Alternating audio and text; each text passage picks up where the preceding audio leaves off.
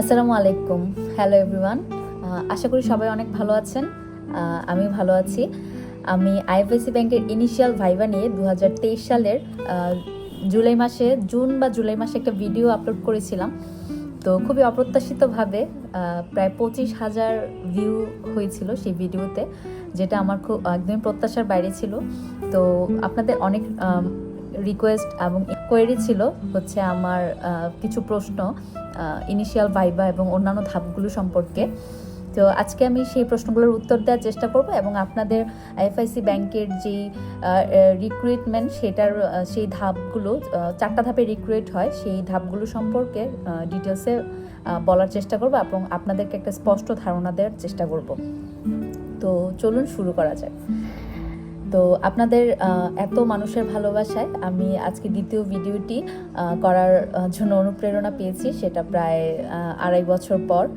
তো এখন আমি আরও অনুপ্রেরণা পেলে, আপনাদের আরও বেশি সাড়া পেলে আমি পরবর্তী ভিডিওগুলো আরও ডিটেলসে পুরো ধাপগুলো সম্পর্কে ক্লিয়ারলি বলবো। তো প্রথমে আপনি যখন আইএফআইসি ব্যাংকে অ্যাপ্লাই করবেন, তো সেখানে আপনাকে ইমেল এবং মোবাইল নাম্বার দিয়ে অ্যাপ্লাই করতে হয়। তো একই ব্যক্তি যদি একটা ইমেল দিয়ে অ্যাপ্লাই করেন এবং আপনি সেম ব্যক্তি যদি আবার আরেকটি ইমেল দিয়ে অ্যাপ্লাই করেন, তাহলে আপনাকে আলাদা দুইটি ব্যক্তি হিসেবে তারা গণ্য করবে এবং দুইটি আলাদা মেইল যাওয়ার সম্ভাবনা থাকে। তো আমি প্রথম যেই ভাইভাটা দিয়েছিলাম 2023 সালের জুন মাসে, তো সেটাতে আমার ব্যাড লাক ছিল, আমি সিলেক্টেড হইনি। কিন্তু আমি হাল ছাড়া মানুষ না। আমি যে কাজটা আমি করব বলে ভাবি যে হ্যাঁ এটা আমার করবই, এটাতে আমি সফল হবই, তখন আমি সেটা সফল না হওয়া পর্যন্ত সেটার পিছনে লেগে থাকি। তো সেই ধারণা বা সেই তাগিদ থেকে আমি নভেম্বরে আবার আরেকটা সার্কুলার হয়, তো আমি সেটাতে অ্যাপ্লাই করি। তো সেখানে আমাকে আবার ভাইবার জন্য ডাকে। তো আমি সেখানে অ্যাপ্লাই করি এবং আমার ভাইবাটা হয় 2023 সালের নভেম্বরের প্রবাবলি 2 বা 4 তারিখে। তো সেই ভাইবাটা আমার অনলাইনে হয়। তো অনলাইনে ভাইবা ক্ষেত্রে আমাকে তারা মেসেজ পাঠায় এবং সেই অনলাইনে শিডিউল এবং লিঙ্ক পাঠায়। তো অনলাইন ভাইবার ক্ষেত্রেও বোর্ডে যেমন 3-4 জন থাকে, ওখানেও সেম, অনলাইনেও সেম। অনলাইন এবং অফলাইন ভাইবার মধ্যে কোনো পার্থক্য থাকে না, শুধুমাত্র আপনি অফলাইনে তাদের সামনে থাকেন আর অনলাইনে আপনি থ্রু দ্য ফোন অথবা স্ক্রিনে থাকেন। তো অনলাইন ভাইবার ক্ষেত্রে আমাকে প্রশ্ন করা হয়েছিল যে আমি কোন সাবজেক্টে পড়াশোনা করেছি, কোন ইউনিভার্সিটিতে পড়াশোনা করেছি। তো আমি বলেছি যে আমি ল থেকে পড়েছি। তো তখন আমাকে ল রিলেটেড প্রশ্ন করেছে। তো আপনি যদি বলেন যে আপনি কোন সাবজেক্টে পড়াশোনা করেছেন, তো আপনাকে সেই ফিল্ড রিলেটেডই প্রশ্ন করা হবে। এছাড়া কিছু কমন প্রশ্ন থাকে, যেমন আমাকে ল থেকে প্রশ্ন করেছে যে কোম্পানি আইন, ব্যাংকের সাথে লয়ের যে কানেকশন, সেইখান থেকে প্রশ্ন করে। যেমন আমাকে প্রশ্ন করা হয়েছে কোম্পানি আইন কত সালের, যেটার অ্যান্সার 1994। এবং তারপর আপনাকে প্রশ্ন করা হতে পারে, কিছু কমন প্রশ্ন থাকে। তো এই খুব বেশি যে জানতে হয় ব্যাপারটা এমন না, কিন্তু আপনাকে জানতে হবে যে কি প্রশ্ন জানতে হবে, উত্তর কি প্রশ্ন বা কি বিষয় সম্পর্কে আপনার ধারণা থাকতে হবে। যেমন যেই বিষয়গুলো আপনাকে না জানলেই নয়, যেমন বাংলাদেশ ব্যাংকের গভর্নরকে, তারপর টিএসওর কাজগুলো কি, কারণ আপনি যেই পোস্টে অ্যাপ্লাই করেছেন সেই পোস্টের কাজ কি, যেটাকে বলা হয় জব ডেসক্রিপশন বা জেডি। তো সেই সম্পর্কে আপনার স্পষ্ট ধারণা থাকতে হবে। তো আইএফআইসি ব্যাংকের টিএসওর কাজ টিএসও মানে ট্রানজ্যাকশন সার্ভিস অফিসার, তার মানে সে ট্রানজ্যাকশন করবে বা ক্যাশ প্রদান এবং ক্যাশ গ্রহণ। তারপর আইএফআইসি ব্যাংকে সব ধরনের বিল নেওয়া হয়, গ্যাস, বিদ্যুৎ, পানির বিল। তারপর আপনাকে আমরা আইএফআইসি ব্যাংকে আমরা পাসপোর্টে ডলার এন্ডোর্স করি, পাসপোর্ট এন্ডোর্সমেন্ট। তো সেই কাজটাও করতে হয়, যে পাসপোর্ট এন্ডোর্সমেন্ট। তারপরে অ্যাকাউন্ট ওপেনিং, জেনারেল ব্যাংকিংয়ের সকল কাজ, তারপর রেমিটেন্স। আমরা ব্যাংকের রেমিটেন্স দিই, বিদেশ থেকে যেই বাংলাদেশি গ্রাহক, বিদেশ থেকে যে রেমিটেন্সটা আসে আমাদের দেশে, তো রেমিটেন্স দেওয়া, মোটামুটি এই সকল কাজ। তারপরে এটা গেল যে টিএসওর কী কাজ। তারপর আপনাকে প্রশ্ন করবে যে বাংলাদেশ ব্যাংকের কাজ কি, এই ব্যাপারটা সম্পর্কে আপনাকে ধারণা রাখতে হবে। কারণ বাংলাদেশ ব্যাংক হচ্ছে সকল ব্যাংক, সরকারি বেসরকারি এবং আর্থিক সংস্থার হচ্ছে অভিভাবক। তো বাংলাদেশ ব্যাংকের কাজ সম্পর্কে আপনার ক্লিয়ার ধারণা থাকতে হবে, যে আপনি হচ্ছে নোট ডাউন করে নেবেন, যে বাংলাদেশ ব্যাংকের 8-10টা কাজ সম্পর্কে আপনি নোট ডাউন করবেন। যে প্রথম প্রশ্ন তো হচ্ছে বাংলাদেশ ব্যাংকের গভর্নর কে বর্তমান, এবং বর্তমান গভর্নরের সাথে এটাও আপনাকে জানতে হবে যে প্রথম গভর্নর কে ছিল। তো এগুলো আপনি হচ্ছে গুগলে সার্চ করলে পেয়ে যাবেন।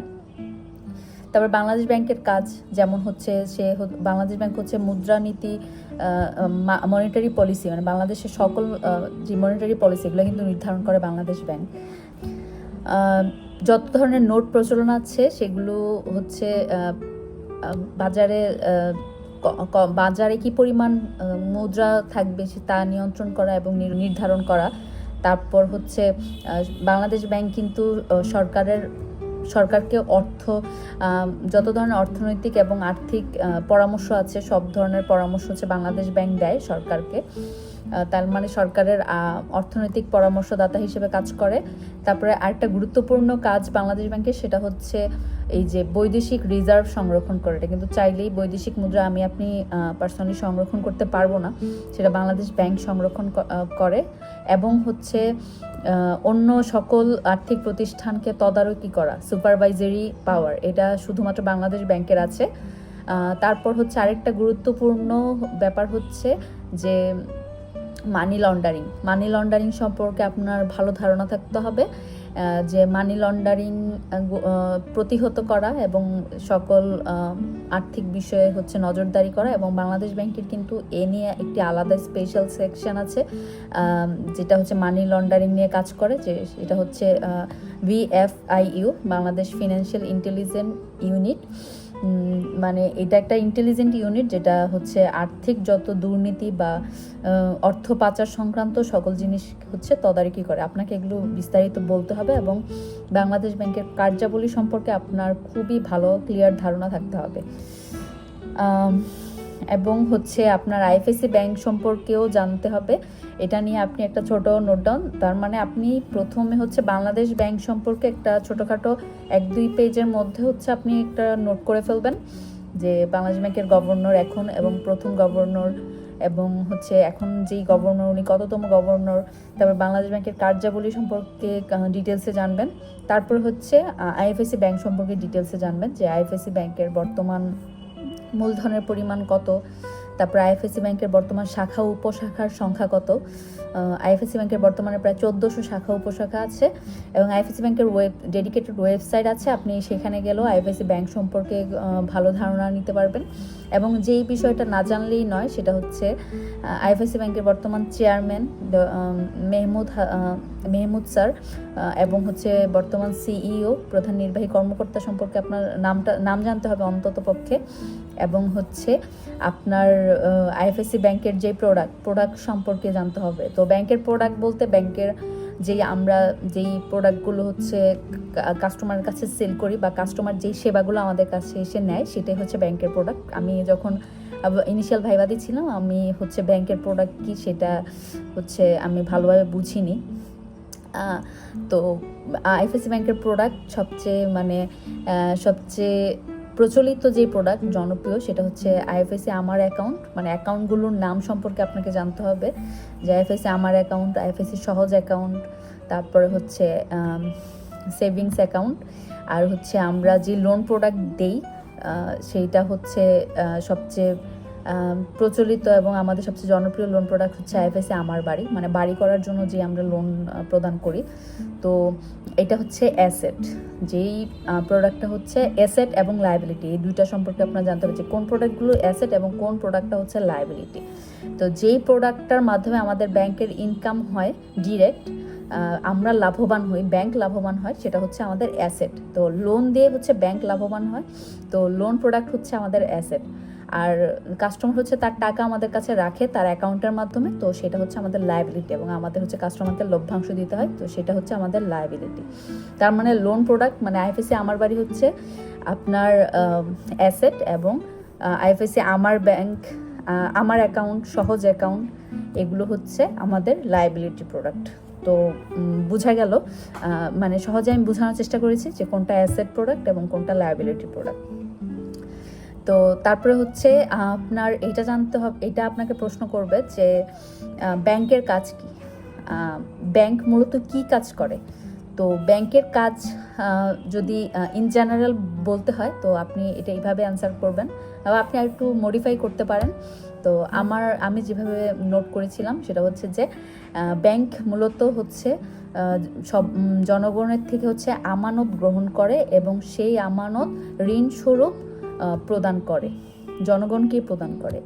তো এটা হচ্ছে একদম মানে খুবই সহজভাবে এবং ইন জেনারেল সংজ্ঞা যে ব্যাংক কী কাজ করে, যে মানুষ এসে ব্যাংকে টাকা জমা রাখে তার অ্যাকাউন্টে, তার মানে ব্যাংক হচ্ছে জনগণের থেকে হচ্ছে আমানত গ্রহণ করে এবং সেই টাকাটা তো আর ব্যাংক নিয়ে বসে থাকে না, কারণ সেই টাকা নিয়ে বসে থাকলে তো ব্যাংকের কোনো ইনকাম নেই। সেই টাকা থেকে ব্যাংক হচ্ছে ঋণ প্রদান করে সবাই, যারা হচ্ছে ঋণ নেওয়ার উপযুক্ত তাদেরকে হচ্ছে ঋণ প্রদান করে এবং সেই ঋণের টাকা থেকেই হচ্ছে আমরা ইনকাম করি এবং আমরা আমাদের গ্রাহকদেরকে তার লভ্যাংশ প্রদান করি। তো আইএফআইসি ব্যাংকে কিন্তু আইএফআইসি ইসলামিক নামে আমাদের ইসলামিক উইন্ডো আছে, এটা আপনার জানতে হবে। যে আইএফআইসি আপনাকে প্রশ্ন করতে পারে যে আইএফআইসি ব্যাংকের ইসলামিক কার্যক্রম আছে কিনা, যে হ্যাঁ আছে, এবং সেইটার নাম হচ্ছে আইএফআইসি ইসলামিক। তো আইএফআইসি ইসলামিক, আমি যেমন আইএফআইসি জেনারেল ব্যাংকিংয়ের প্রোডাক্টগুলো সম্পর্কে বলেছি, আমার বাড়ি, আমার অ্যাকাউন্ট, সহজ অ্যাকাউন্ট, ঠিক তেমনি আইএফআইসি ইসলামিকও এটা একটা পুরোপুরি একটা আলাদা অংশ, আলাদা মানে এটা থেকে পুরোপুরি সেপারেট একটা আলাদা ব্যাংকিং সিস্টেম, এবং সেইখানেও সেম এই প্রোডাক্টগুলোর মতো ইসলামিক প্রোডাক্টগুলোও আছে। তো সেইগুলো হচ্ছে আপনি আইএফআইসি যে ওয়েবসাইট আছে সেখানে গেলে আপনি ডিটেলসে পেয়ে যাবেন যে আমার বাড়ি প্রোডাক্ট, আইএফআইসি আমার বাড়ির প্রোডাক্টের নাম কি, আইএফআইসি আমার অ্যাকাউন্ট, সহজ অ্যাকাউন্ট প্রোডাক্টগুলোর নাম কি। তো সেগুলো ব্যাংকের আলাদা শরিয়া বোর্ড থাকে ইসলামিক জিনিসগুলোকে পরিচালনা করার জন্য। শরিয়া বোর্ডের পরামর্শ অনুযায়ী ইসলামিক ব্যাংকিংটা পরিচালিত হয়। তো মোটামুটি এই হচ্ছে ইনিশিয়াল ভাইবার ডিটেলস, যে আপনি আপনার সাবজেক্টের কিছু গুরুত্বপূর্ণ জিনিস সম্পর্কে হচ্ছে যেগুলো ব্যাংকিং রিলেটেড সেই সম্পর্কে আপনি জানবেন, এবং হচ্ছে বাংলাদেশ ব্যাংক সম্পর্কে জানবেন, আইএফআইসি ব্যাংক সম্পর্কে জানবেন। মোটামুটি এইগুলো জানলেই হয়ে যায়। আর হচ্ছে আপনাকে জিজ্ঞেস করবে, যেহেতু আইএফআইসি ব্যাংকের 1400 শাখা উপশাখা এবং এমন অনেক প্রত্যন্ত, মানে প্রায় দেখা যায় সব বাজারেই, সব বড় বড় বাজারেই হচ্ছে আইএফআইসি ব্যাংক আছে, এবং খুবই মানে অলিতে গলিতে যেইখানে অন্য কোনো ব্যাংক যেতে পারেনি সেখানেও আইএফআইসি ব্যাংক চলে গিয়েছে। তো এক্ষেত্রে পোস্টিং ওইরকম মানে ওই সব জায়গায় হতে পারে, সেটার জন্য আপনার মানসিকভাবে প্রস্তুত থাকতে হবে। এবং আপনাকে এই ব্যাপারে জিজ্ঞেস করা হতে পারে, মানে বেশিরভাগ মানুষকেই জিজ্ঞেস করা হয় যে আপনাকে ভোলা বা অনেক দূরে পোস্টিং হলে আপনি চাকরি করবেন কিনা, কারণ পরবর্তীতে এইসব জায়গায় আপনার পোস্টিং হতে পারে। তো তখন আপনি যদি আপনার প্রবলেম না থাকে সেটা আপনি বলবেন যে হ্যাঁ আমার যদি আমার পঞ্চগড় ঠাকুরগাঁও পোস্টিং হয় আমার কোনো প্রবলেম নেই। আর যদি আপনার এই ব্যাপারে সমস্যা থাকে যে হ্যাঁ আমি এত দূরে যেতে পারবো না, তখন আপনি সেটাও বলবেন। এই আর কি, আপনার যে কোনো আমি দেখেছি যে আইএফআইসি ব্যাংকে প্রায় এমন কোনো সাবজেক্ট নেই যেই সাবজেক্ট থেকে যে সাবজেক্ট অনুযায়ী কোনো বাছাই হয় না, মোটামুটি সব সাবজেক্টের মানুষজনই এখানে সুযোগ পায়। আর আমি এই টিএসও পোস্টের যে সুবিধা, বেতন ভাতা বা আদার্স কী সুবিধা সেটা নিয়ে আমি আরেকটা ভিডিও করব। এই ভিডিওটা অনেক দীর্ঘ হয়ে যাচ্ছে। তো আশা করি যে প্রথম ধাপ, মোট 4টা ধাপে পরীক্ষা হয়, ইনিশিয়াল ভাইভা, সেটা পার করতে পারলে, সেটাতে আপনি পাস হলে আপনি রিটেনের জন্য ডাক পাবেন। রিটেন পাস করতে পারলে আপনি সিপিটি বা কম্পিউটার প্রফিসিয়েন্সি টেস্টে ডাক পাবেন। ওইটা যদি আপনি উতরাতে পারেন তাহলে লাস্ট আপনি ফাইনাল ভাইভা, এরপর সেটা হয়ে গেলে আপনি এই 4টা ধাপে সফল হতে পারলে আপনি ফাইনাল টিএসও হিসেবে জয়েন করতে পারবেন। তো প্রথম ধাপটা সম্পর্কে আমি আপনাদেরকে ধারণা দেওয়ার চেষ্টা করলাম, পরবর্তীতে আমি রিটেন সম্পর্কে বলবো, এরপর সিপিটি টেস্ট এবং ফাইনাল ভাইভা, এবং দ্বিতীয় ভিডিওটি আমি তৈরি করব টিএসও হিসেবে কি সুবিধা পাওয়া যায়, কত টাকা স্যালারি পাওয়া যায়, কত কি পোস্টিং সম্পর্কে কিভাবে, এবং কাজের পরিবেশ কি কি মানে অফিসে কি কি কাজ করতে হয় এবং ইন রিয়েলিটি কি মানে কিভাবে কি হয়। তো সবাই ভালো থাকবেন এবং ভালোভাবে পরীক্ষা অ্যাটেন্ড করুন। ধন্যবাদ। আসসালামু আলাইকুম।